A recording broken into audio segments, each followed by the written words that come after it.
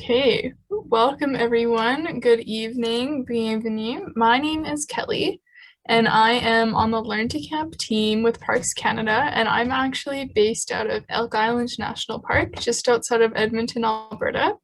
So I'm calling in from Edmonton today, and we're going to be talking about Adventure Smart and Survive Outside. I'm here with my coworker as well, who will introduce herself. Hi everyone, my name is Giovanna. I also work in Edmonton, in Alberta, out of Elk Island National Park, which is actually 40 minutes east of Edmonton. And I will be working with the chat today. So if there's any questions, I can answer those. Before we get started today, we would like to acknowledge that we're calling in today from Treaty 6 territory, which is the land of many Indigenous groups, such as the Cree, Saulteaux, and Métis people. We are very lucky to live, work, and play on this land that has been cared for many generations. Today we're going to be talking about a few different things. So we're going to be talking about the Adventure Smart program, as well as search and rescue, the 3 T's, trip planning, which is trip planning, training, and taking the essentials.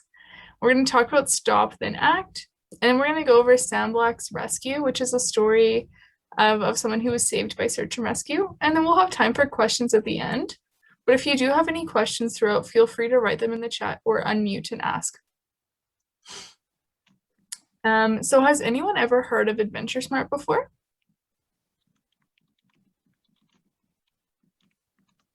Maybe feel free to just write it in the chat if you've heard of it.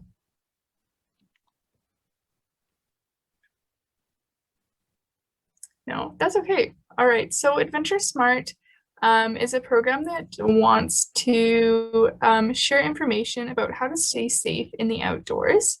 And they want to help reduce the number of search and rescue calls by just educating people and sharing some information.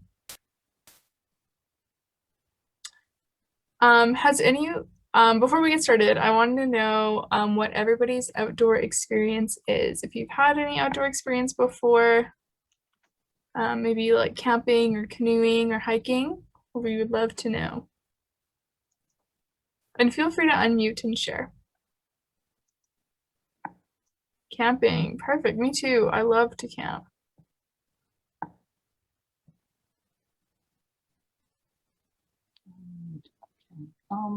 Well, you want us to talk too? Sure. Yes, love camping, hiking, and always thinking that, you know, one day I'm going to get lost, so maybe I should know what to do if we do. Well, it'll be perfect then. Oh, hiking and walking, perfect. I'm so glad we have lots of camping. Lots of camping. Great. That's awesome. And then whether or not you've had some outdoor experience, I'm wondering if anyone has any specific plans to get outside in the future. It's like maybe you have a big hiking trip coming up or a big canoe trip or something.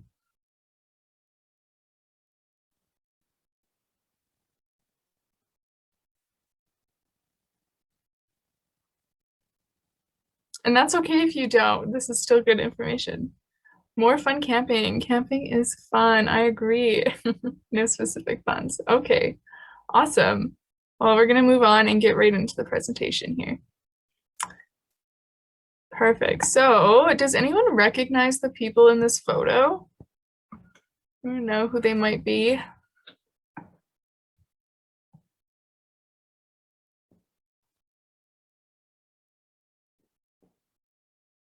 All these people in red. I am not in the photo, unfortunately. That would be pretty cool if I was, though. Could try to spot me, but so these people are search and rescue, or SAR, we call them sometimes. So search and rescue is compiled of about 15,000 volunteers from across Canada, and they are all volunteers for the most part, so they're not paid. This is what they do in their spare time. They help to find people and save people. And they work on ground and inland water search and rescue services. So now we're going to talk about the 3 T's. And it's all about sharing the responsibility. So being responsible for ourselves to make sure that we stay safe when we're outside in nature. The first T is trip planning. So there are a few things to check before you leave, which is how you are getting there and where you are going. So you want to think about if you're driving your car, if it's in good shape, or maybe you're taking some public transportation, you want to make sure to plan that ahead of time. The terrain and conditions of where you're going. So for example, Giovanna and I live in Alberta, and a lot of the times the trips that we're going on are in the mountains. We want to take account for that and think about maybe the conditions could be different than they are at home, which is the same anywhere. Anywhere you're going could be different than where you are. And then the weather and forecast. So weather can change quickly. We want to make sure we plan for all conditions. And then to always fill out a trip plan and leave it with a responsible person you trust. So we're going to talk some more about trip plans. So in your trip plan, there are a few essential things to include, such as your travel itinerary. So that's like your plans, so your basic plans. The participant details, so your information and the information of the people you're going with. The activity details, so that would be if you're going to be hiking and kayaking or rock climbing, whatever it may be. Travel details, so it can be anything to the weather or the dates. Equipment details, so that can even include the color of your equipment, like if you have a blue tent or a yellow tent, or I'm wearing an orange rain jacket. Those are all important things to include. And then contact details, so how to contact you or the people that you are with when you are outside. And then after you make this trip plan, make sure to leave it or to always let people know if it changes and to follow your trip plan, because if your plans change and someone has your trip plan at home, it's not going to be any good if it's not right. Here's an example of a trip plan that can be printed off from the Adventure Smart website. So you'll see here we have participant details, medical conditions is something that's very important to note, the activity details, so canoeing, camping, cycling, your destination, the route, so the route would be I'm doing a 13-kilometer loop or an in and back, duration, departure date and time, return date and time. I'll talk about if you're hiking or quadding or biking. And then if you are staying overnight, there's some other things to think about. So tents, vehicles, vessels, so it'd be like a canoe. And then maybe you have a communication device with you, such as a satellite phone. You could write down how to contact that. And then emergency person, so those are the people at home to contact if something goes wrong.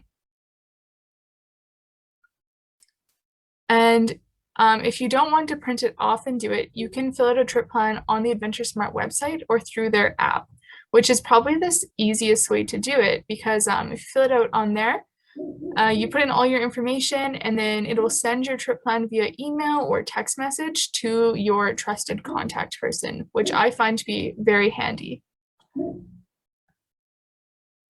Now we're going to talk about the second T, which is training. So it's important for training to know your limit and stay within it.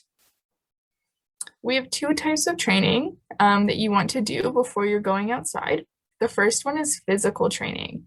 So how hard is the activity going to be? These are some questions to ask yourself. Is everyone in my group able to do the activity, and am I experienced in this activity? So you want to make sure that you're not pushing your own limits too much when you're somewhere that's unfamiliar, but that you're not pushing the limits of your group members either. So you want to make sure that everybody feels comfortable to do this activity, and that way you'll have a much more successful trip. And we also have mental training. So some questions to ask yourself there are, did I do my research? So do you know about this activity or about this trail you're going to do? Am I able to read the maps? Map reading is something that can really come in handy when you're outside. So you want to make sure that you're familiar with what the route looks like, and maybe some landmarks that might be on there. And what will I do if something goes wrong? So it's important to have a plan in case of an emergency. So that way you can stay a little bit calmer in the emergency, because you'll know that you prepared for that. And then the third T is taking the 10 essentials. Has anyone heard of the 10 essentials, or can anyone name something that we should bring with us for a day in the outdoors?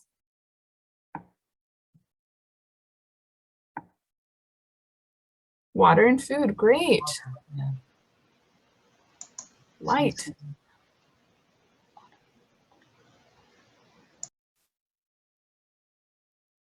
Awesome.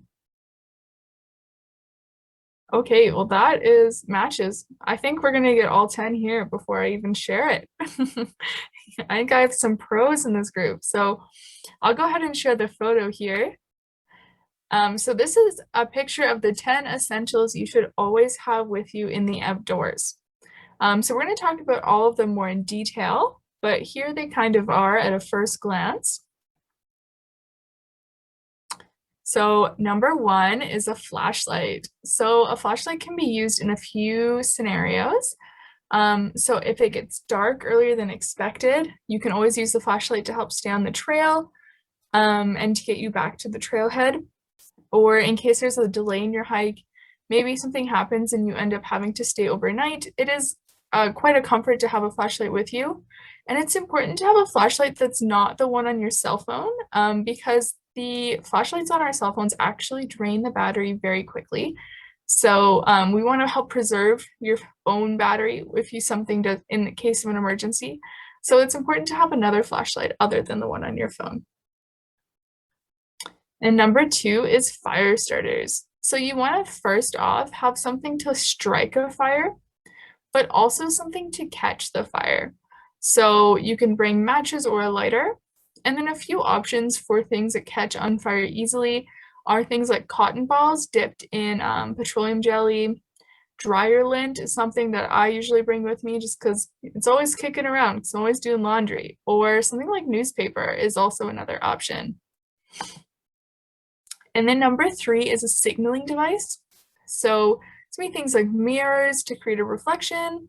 A whistle is really important to have to help signal where you are if people are looking for you or to scare off wildlife. And then things like alerting devices. So like the thing in this photo here. So that's a satellite device that can be used anywhere. So maybe somewhere where you don't have cell phone reception, you can still be reached and you can still reach other people. And there's different kinds of satellite devices, but that is an option if you do spend lots of time in the outdoors where you don't have cell phone reception. And then how can these signaling devices help us be found in the outdoors? So you want to think big. So you can see in this photo, she's using her emergency blanket to make herself big to help her be seen. And you want to think contrast. So that's like things like bright colors. So maybe if you have a bright pink or bright orange rain jacket, you might want to put that on so you can help yourself be seen because you'll have a big contrast against the forest. Think threes. So maybe you're lost and you think you hear people coming. Try blowing a whistle in blasts of three. That could help you be found. And then leave clues. So that would be maybe writing SOS out in rocks to help you be found. But it's important to be heard and be seen. Number four, food and water. So you want to make sure you have not only enough food and water for the time you're planning to be outside, but a little bit extra as well. Because we do get hungrier than you expect to be when you're spending a day in the outdoors, but also in case you do end up having to stay longer than you expected, it's important to have extra food and water. And number five is extra clothing. So a really important thing when you're going into the outdoors is layers. So we suggest 3 layers when you're going outside. So a base layer is going to be something made of synthetic material like polyester or even wool is great. Kind of like workout clothes that'll be quick drying and they won't keep the sweat against your body. You want to try to avoid cotton for this layer because cotton will hold on to moisture and make you colder. And then in the middle would be your mid layer. So that's going to be the layer that keeps you warm. So that can be like a sweater and sweatpants or anything just to add a little bit of extra warmth. And then lastly is your outer layer. So that's like your rain shell or a winter jacket and snow pants. something that's going to keep the water out and keep the heat in. And be sure to bring layers because the weather can change quickly or it can be different than it is at home. So if you leave at your house and it's beautiful outside and you get to your destination, it's raining, you're going to want to make sure you also have rain gear. Number 6 is a map and compass. At most national parks or even provincial parks, at least in Alberta, you can get maps from the visitor center, or you can print them off online, or even have a map book with you. And it's important to try out your compass at home before you go out into the outdoors, just to make sure you have an idea of how it works. So I have some pictures here of just different maps you can get at the visitor center in Jasper, but all national parks will have maps at the visitor center. And this is an idea of what a map could look like. So you see how the routes are traced out. So they're really easy to use, but it's always a good idea to try it out at home first. Number 7 is a first aid kit. So first aid kits are pretty easy. You can buy them most places, most outdoor stores, but also stores like Walmart or Canadian Tire sells them. But it's also pretty easy to make your own. So just some simple things to include are Band-Aids, rubbing alcohol wipes, gauze, medical tape, scissors, and then depending on the activity you're doing and the people you're with, you might want to bring some extra things. Some of you want to bring some pain relief or allergy medication or just anything depending on the people that are with you. Number 8 is an emergency shelter. So an emergency shelter is like a thin sheet of foil like this, folds up about the size of a smartphone. And it unfolds to be quite large and it keeps you very, very warm at night. It's reflective and it keeps your heat inside. So that can be used to keep you warm overnight if you end up having to stay in the forest overnight, you didn't plan on it. But it can also be used as something shiny to help attract people and to help you be found. Number 9 is a pocket knife or multi-tool. So these can have lots of uses when we're outside, such as cutting kindling, or even some first aid things. It all depends on the tool that you have and what it has in it, but they can have many uses. They're nice and small to put in your backpack. And then lastly is number 10, sun protection. So being outdoors for long periods of time without sun protection can lead to sunburns, heat exhaustion, or dehydration. So it's always important to drink enough water, keep your head covered, and to put on sunscreen when we're going outside, just to make our trip a little bit more enjoyable. Before I move on to our next section, I know I just gave you a lot of information. So does anyone have any questions?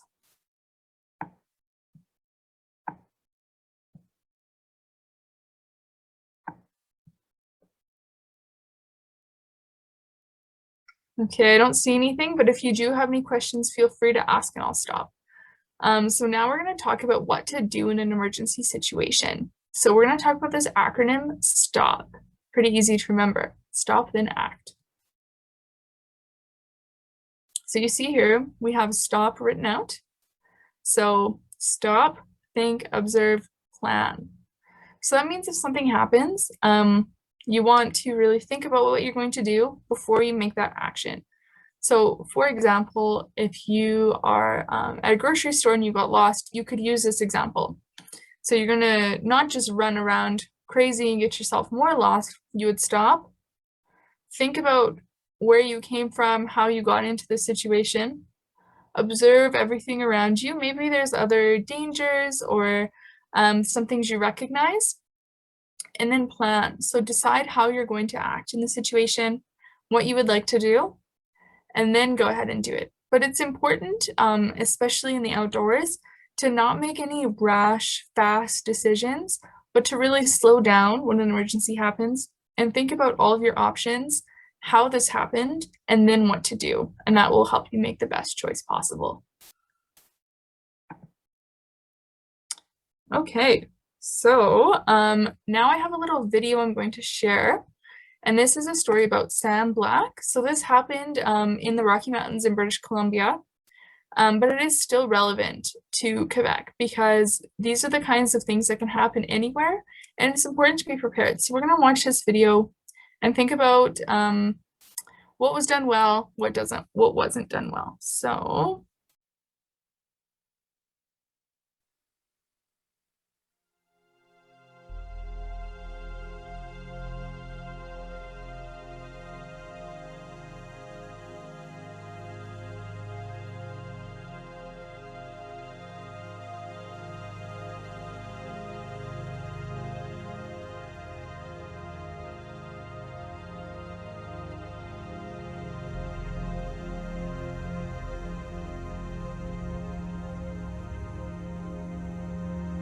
my name is Sam Black. I live and work in Vancouver, and I'm going to tell you a bit about how I got lost in August of 2004.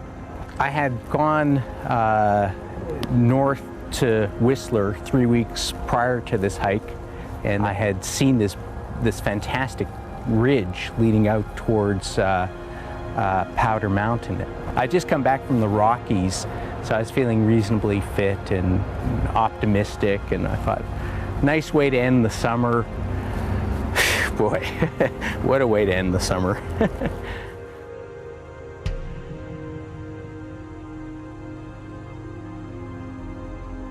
The day that I set out was just a glorious late summer day, sunny and just beautiful.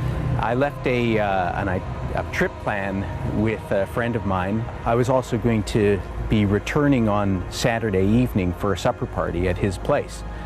So I said, you know, if I'm not there, well, you should figure that something must have happened. But you know, you have to understand, I wasn't carrying map or compass. I was just sight navigating, thinking that the visibility would remain clear and it'd be just easy in, easy out. It didn't work out that way.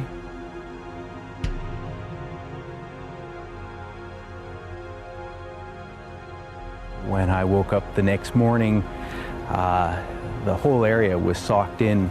It was raining quite heavily.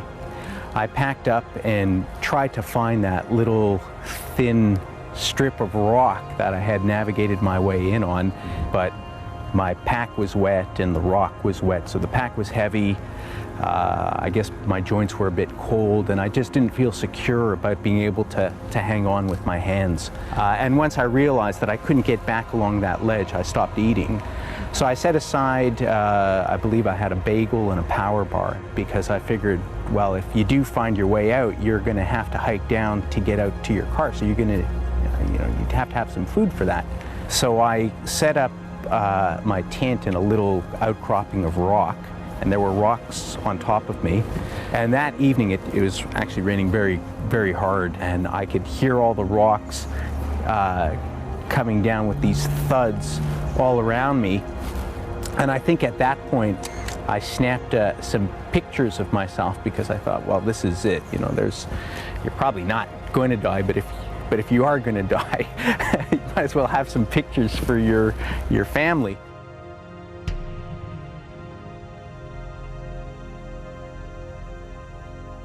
Generally, the weather patterns were that it would be socked in the mornings. It would lift to around, the clouds would lift so you'd have 50 meters of visibility at some point in the afternoon, and then it would sock in again.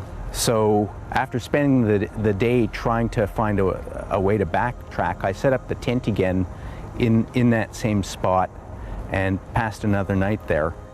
On Sunday, August 20th, I was at home approximately 1 o'clock in the afternoon when I received a request for assistance from our local RCMP detachment. When was he last seen? We had 6 members come in, and we dispatched a crew of 4 to assist in the helicopter search, which we undertook about 4 o'clock in the afternoon. At approximately 7 p.m., the helicopter was grounded due to poor weather, and the teams at that time opted to go back, regroup.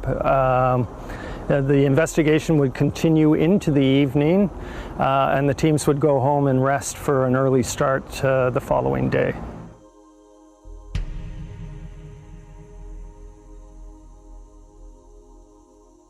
When I woke up Monday morning, I thought, well, by now, most likely the search and rescue people will have been notified, so I have to move my tent somewhere visible. So instead of backtracking, I went forward, actually the wrong way, and installed myself on what I thought might have been the backside of Brandywine Mountain. I saw a helicopter enter that valley, so I got out of my tent, and of course all my clothes were soaked at this point, so I was standing out naked in the rain, waving my sleeping bag frantically, and I wanted to indicate that I was physically okay. There was no problem. And so I gave them the thumbs up, and then the helicopter turned around. So I thought, okay, good. They know where I am. They're not going to fly me out. I understand that. It makes perfect sense to me. If they started flying out every hiker who got lost, you know, where would it end? So I was actually thinking, great, you know, I'll get out of this okay.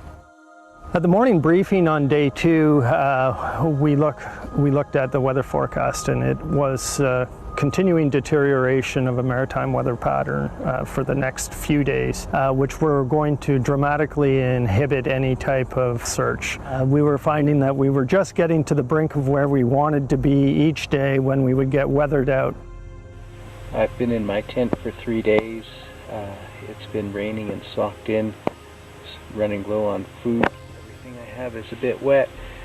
I really hope that the weather clears so that I can locate the path back to Brandywine Mountain.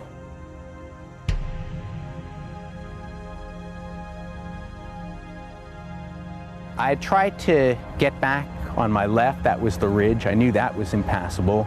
I tried to go behind me. That was up Brandywine Mountain. That was impassable.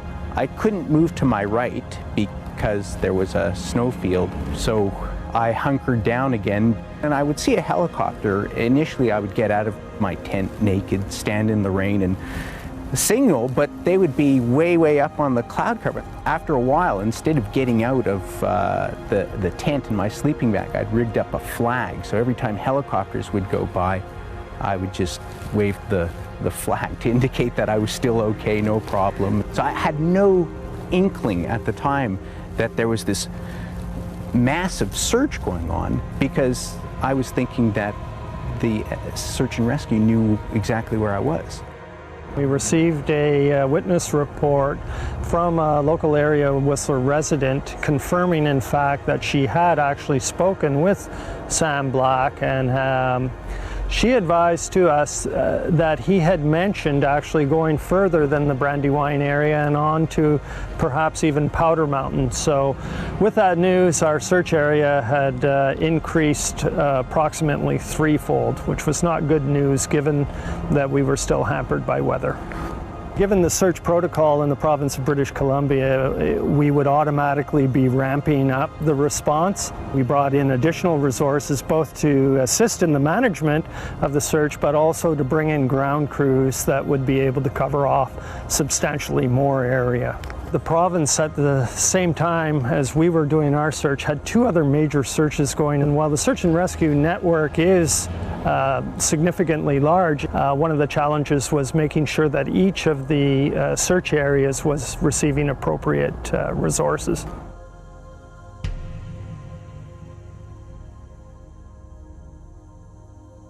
Wednesday night, the temperature really dropped, and I thought, well, that it must be getting clear outside, because there's no, you know, the cloud cover must have evaporated. So I got out of the tent, and sure enough, it was clear. You could see the stars. So I thought, that's it. This is, you finally are going to get a break in the weather. So you better get up at sunrise, and then you're going to have to go for it. At the review at the end of day 4, a number of events unfolded. One was that we would be receiving help from 120 search volunteers that would be showing up early the following day.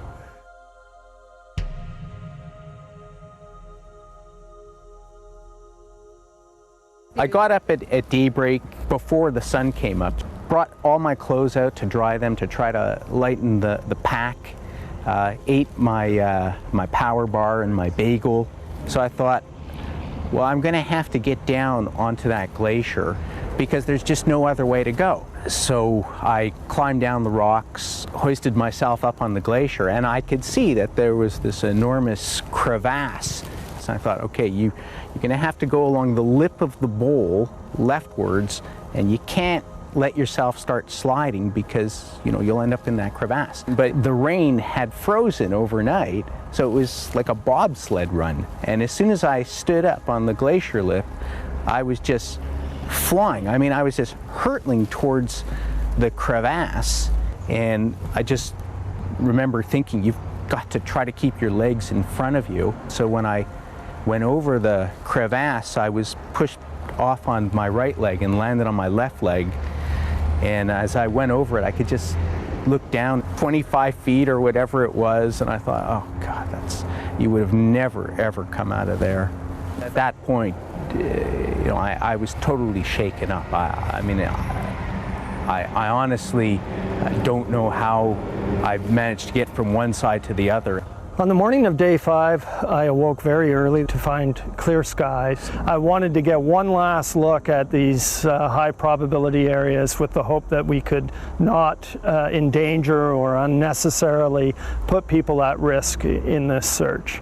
Having spent 2.5 hours in the air, I was advised by our pilot that we were getting low on fuel and would have to be returning. And as we passed by Brandywine Peak, Braden Douglas, our spotter in the back seat, looked out the corner of the window, and over the headphones I heard him say, hang on there guys, I think I might have seen something back there. The pilot turned the machine around and we came in, and what appeared to be a large rock on the surface of the snow was in fact Sam Black. And it was evident that Sam had taken a real ride, and we were just astounded that in fact he was on his feet still. It was like our worst nightmare had come and gone in an instant. After I was on the other side, this helicopter came into the valley, and I thought, wow, it must be the search and rescue guys. And so they're trying to turn around and they're signaling me, and meanwhile I'm thinking, okay, you guys really want me to walk out, I'll walk out. And so I started moving, and then they started going berserk because they must have thought this guy's totally out of his mind. He's going to land in a crevasse, which was probably exactly what I was going to do. Because he was looking up at us and walking, right? It was like, oh no. So they came down low enough so that one of their members could hop out and make sure that I didn't get myself into any more trouble.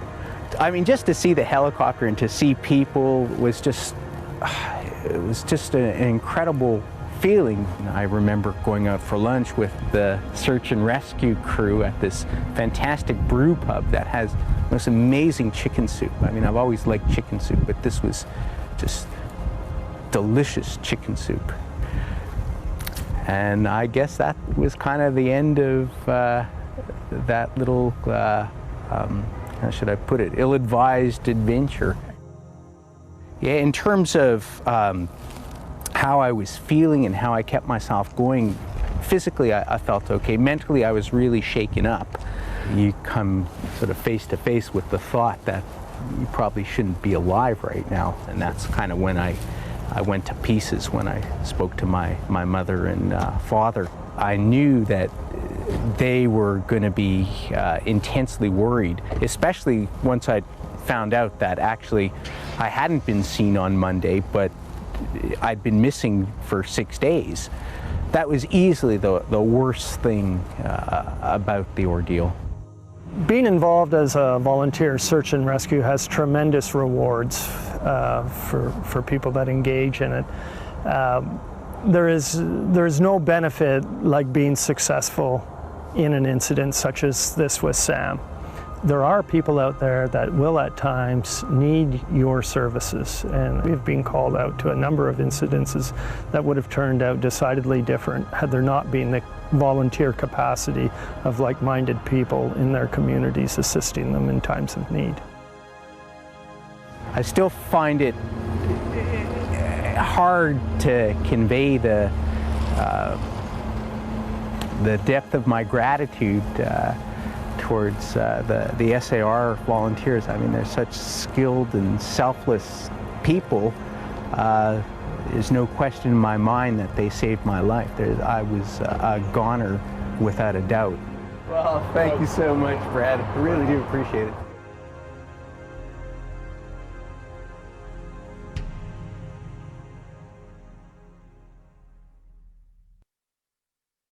Everyone can see the presentation again, right?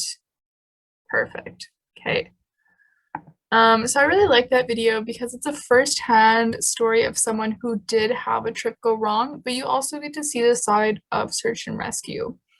So I just want to have a little bit of a discussion around kind of what happened in the video and what he did right and wrong.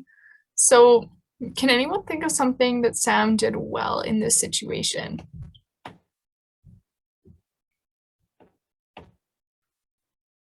Feel free to unmute and share, or you can write it in the chat if you're more comfortable with that.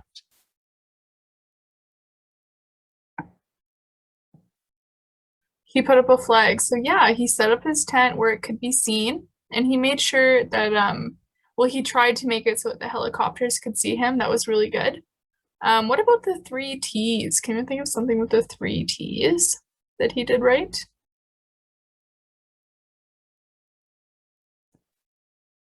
For example, Sam made a trip plan and he left it with his friends and he said, if you don't see me on Sunday night, maybe you should call someone. And that's exactly what happened. And that's part of the reason they were able to save him.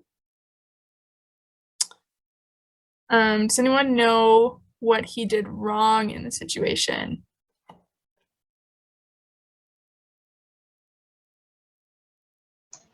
Should have traveled with a buddy, not be alone. Yeah, not being alone. Walking on the glacier was definitely not the best idea. That's a good one. What about, he said he didn't have a map and compass with him or anything to signal with, so he was missing quite a few of the 10 essentials. And I think he probably could have had some extra food with him as well. I don't think he was as prepared as he could have been in that situation. And then does anyone have any ideas of how Sam could have been better prepared?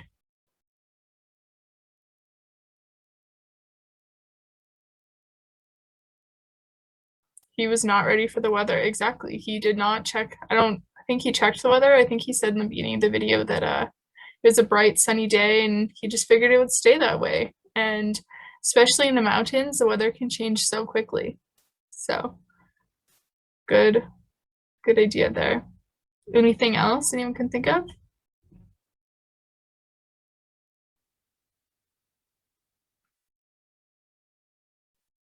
Okay.